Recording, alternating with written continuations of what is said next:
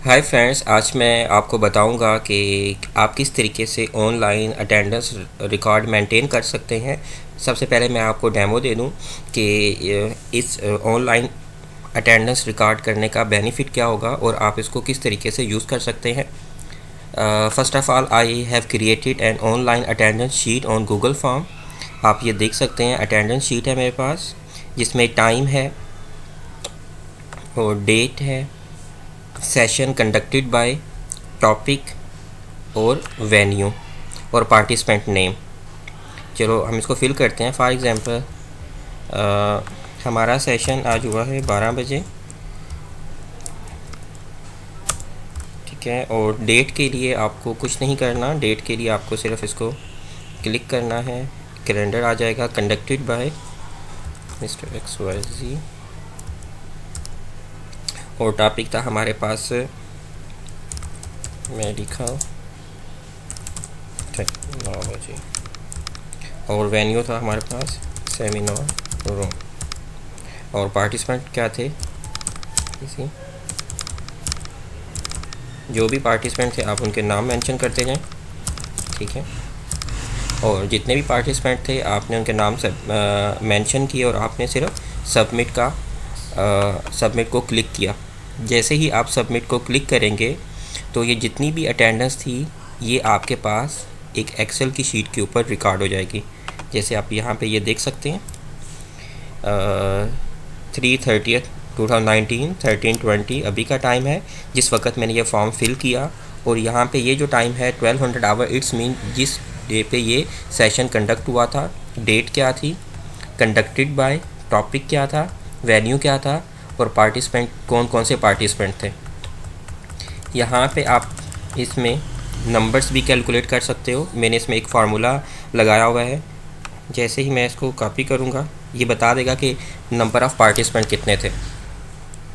अब मुझे सिर्फ ये देखना है कि इस होल मंथ में पार्टिसिपेंट कितने हैं। तो इसके लिए देखें कि जैन में नंबर ऑफ़ सेशन 28 थे और पार्टिसिपेंट कितने थे 216। और फैब में टोटल पार्टिसिपेंट थे 172 और नंबर ऑफ़ सेशन थे 21। और मार्च में अब तक कितने 25 सेशन हो चुके हैं और जिसके अंदर 206 लोगों ने पार्टिसिपेट किया। इसका एक बेनिफिट ये है कि अगर आपने फाइंड आउट करना है कि पर्टिकुलरली एक पर्सन ने कितने सेशन अब तक लिए हैं तो आप उसका नेम को फाइंड कर सकते हैं यहाँ पर।